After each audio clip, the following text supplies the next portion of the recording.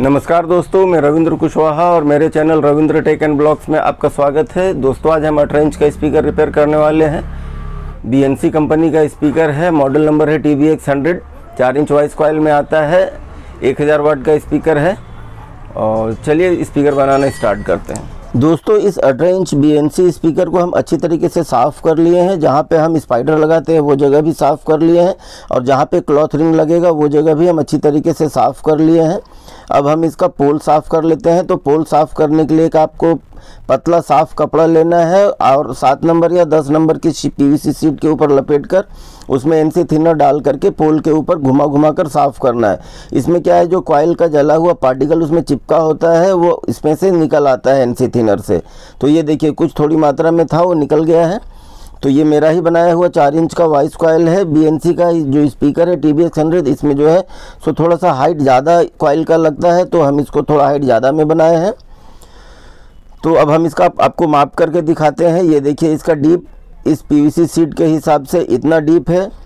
ये लगभग अंदर जो है वो 55 mm के आसपास अंदर डीप है। 55 mm गैप का मतलब क्या हुआ कि इसका जो पोल है वो 55 mm का है, तो कॉइल खेलने के लिए काफ़ी जगह मिलेगा। इसका जो कॉइल है वो 30 mm का है, तो अंदर हम जितना भी रखेंगे, ये देख लीजिए मार्क करके हम आपको बता रहे हैं, 20% के आसपास हमारा कॉइल बाहर रहेगा और लगभग 80% कॉइल अंदर रहेगा।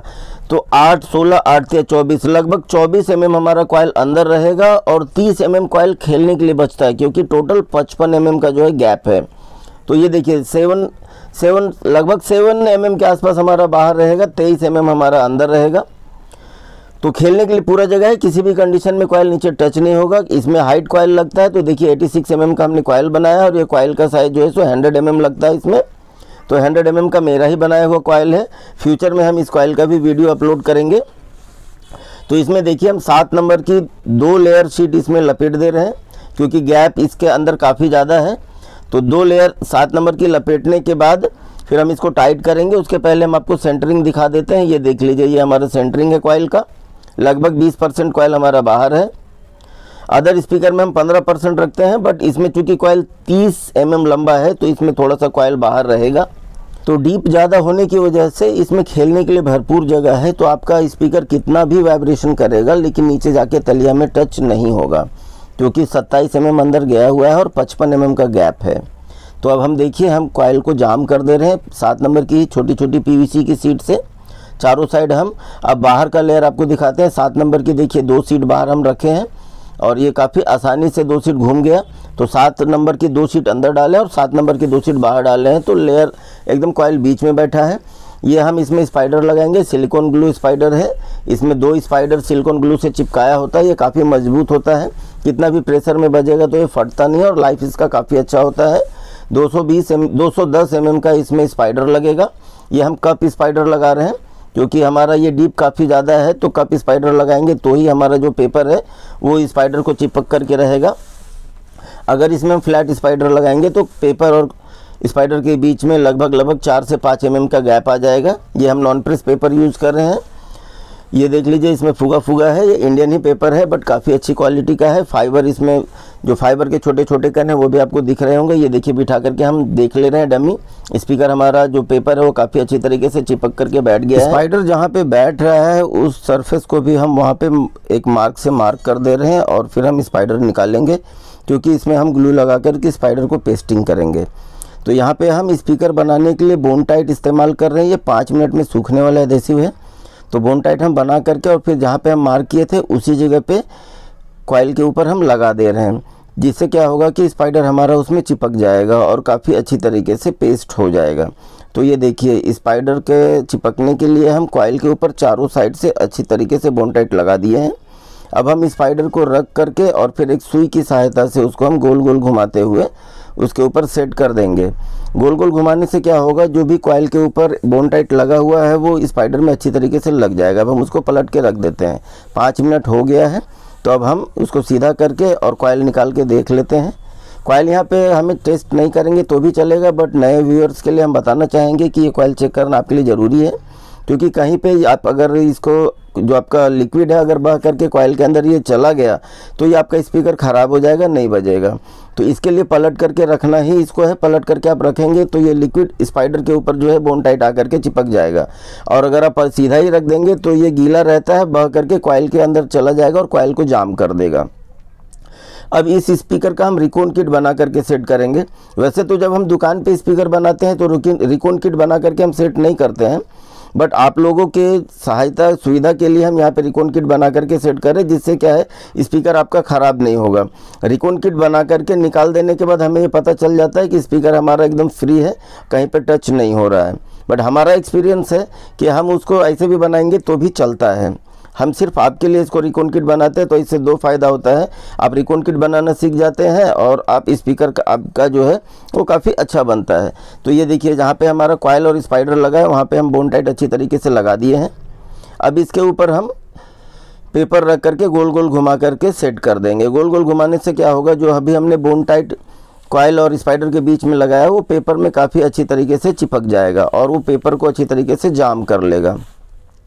5 मिनट हो गया है तो वो सूख गया है। तो अब हम यहाँ लीड वायर लगाने के लिए एक नोकदार स्क्रूड्राइवर से होल कर ले रहे हैं। ये लीड वायर है। लीड वायर हम रोल लाते हैं और इसको काट करके हम स्लीव के साथ बनाते हैं। लीड वायर का एक हम शॉर्ट्स वीडियो डाले भी हैं। तो ये देखिए लीड वायर को हम इसमें होल में डाल करके और लपेट करके सोल्डिंग कर दे रहे हैं। हम हर बार आपको बताते हैं कि आप वायर को लपेट करके सोल्डिंग कीजिए, सिंगल शॉट मत दीजिएगा। लपेट करके सोल्डिंग करने से क्या है वो मजबूत जॉइंट रहता है। अब हम दोनों पॉइंट्स को अच्छी तरीके से सोल्डिंग कर दे रहे हैं। लपेट करके सोल्डिंग करने से कभी भी आपका ड्राई सोल्ड होने का चांस नहीं रहता है, लेकिन अगर आप सिंगल शॉट देंगे और अगर वो ड्राई हो गया तो स्पीकर ओपन हो जाएगा। दोनों पॉइंट सोल्डिंग हो गए तो उसको खींच करके हम दबा दे रहे हैं और एक स्क्रूड्राइवर की सहायता से उसको एकदम हम जड़ के पास दबा दे रहे हैं, ताकि इस पे जब हम वापस बोन टाइट लगाएंगे तो थोड़ा सा सरफेस सिर्फ उठा हुआ रहेगा, बाकी चिपक करके ही वो पेस्टिंग हो जाएगा। तो इस दोनों जो लीड वायर है उसको हम बोन टाइट से टाइट कर दे रहे हैं और उसके बाद कॉइल के चारों साइड भी हम बोन टाइट लगा दे रहे हैं। इससे क्या होगा, कॉइल अंदर और बाहर दोनों साइड से जो हमारा पेपर कॉइल को पकड़ करके रखेगा और किसी भी कंडीशन में यहाँ से कॉइल निकलेगा नहीं और पेपर भी छोड़ करके बाहर नहीं आएगा। तो ये देखिए बोन टाइट पूरे सरफेस में अच्छी तरीके से लग गया है। अब इसको हम सूखने के लिए छोड़ देते हैं। ये देख लीजिए आप, ज़्यादा मात्रा में आपको बोन टाइट नहीं लगाना है, लेकिन आपको कॉइल अच्छी तरीके से जाम हो, पेपर अच्छी तरीके से जाम हो, इतना आपको बोन टाइट लगाना ही है। अब हम निकाल करके चेक कर लेते हैं। ये एक्चुअल में हमारा रिकॉन किट बन गया है। तो अब हम इसको पोल के ऊपर से निकाल लेते हैं।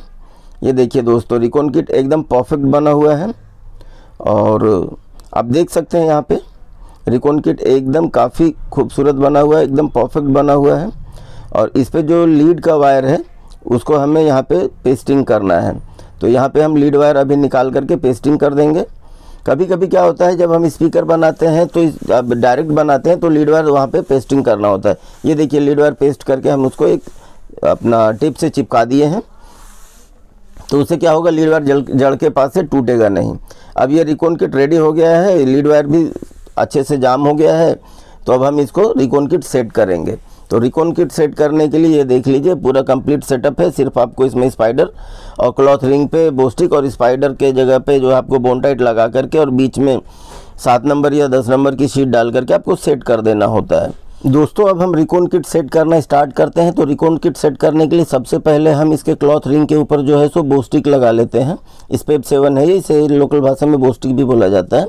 चारों साइड रिंग में हम फैला करके पहले स्पेप 7 लगा दे रहे हैं। स्पेप 7 पहले लगाने के पीछे रीज़न ये है कि अगर हम पहले बोन टाइट लगा देंगे और स्पेप 7 लगाते लगाते बोन टाइट टाइट हो जाता है। और फिर ये देखिए स्पाइडर के ऊपर हम पूरा बोन टाइट लगा दिए हैं। अब इसको हम जहाँ पे हमारा लीड वायर है उसके सामने, कनेक्टर के सामने एक 10 नंबर की शीट डाल करके हम सेट कर देंगे। यहाँ पे आपको एकदम केयर करना है कि आपका जो लीड वायर है वो कनेक्टर के सामने ही सेट होना चाहिए, वरना अगर बोन टाइट पकड़ लिया तो आप परेशानी में फंस जाएंगे, स्पीकर ख़राब हो जाएगा। तो आपको एकदम केयर करना है कि आपका लीड वायर और कनेक्टर एकदम आमने सामने हो और भी अंदर आपका एक 10 नंबर का कम से कम शीट डाला हुआ हो, ताकि कॉइल एकदम सेंटर में सेट हो। उसके बाद हम एक उंगली की सहायता से स्पेप 7 पूरी अच्छी तरीके से दबा करके क्लॉथ रिंग पे लगा दे रहे हैं। स्पेप 7 सूखने में 5 मिनट लेगा। तो अब देख सकते हैं दोस्तों, हमारा जो कनेक्टर सॉकेट है उसके सामने ही लीड वायर है, उसको अभी हम फंसा दे रहे हैं। बाद में हम इसमें स्लीव लगा करके सोल्डिंग करेंगे। और आप देख सकते हैं कि आपका स्पाइडर और पेपर काफ़ी अच्छे तरीके से सट करके चिपका हुआ है।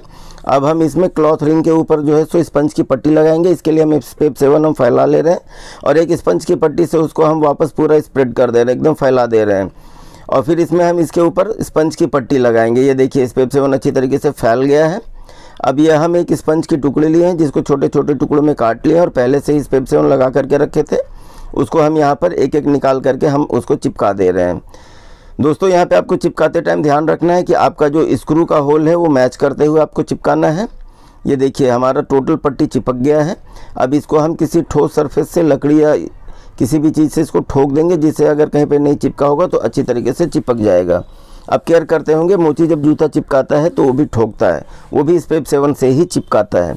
तो ये देखिए अच्छी तरीके से हमारा सारा रिंग लग गया है, स्पीकर रेडी हो गया। अभी हम इसको पलट करके रख देंगे, 5 से 10 मिनट अभी हम इसको ऐसे ही छोड़ देंगे। अब इसमें हम देखिए स्लीव डाल दे रहे हैं लीड वायर के ऊपर और फिर उसको हम सोल्डिंग कर देंगे।